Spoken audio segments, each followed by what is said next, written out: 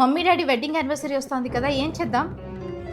Wait, మర్చిపోయినావు కదా, అదే నీ ఫ్రెండ్స్ బర్త్డే అయితే అస్సలు మర్చిపోవు. గుండు, మళ్ళీ డాడీతో ఎందుకు ఫైట్ చేస్తున్నావు? కాదు, నువ్వు కొంచెం కూడా అడ్జస్ట్ కాలేవా? ఆయన చిన్నప్పటి నుంచి ఎంత చేస్తున్నాడు రా మన కోసము. ఏ కొత్త హుడీ సూపర్గా ఉంది, పక్కా దీన్ని నేను కొట్టేస్తా.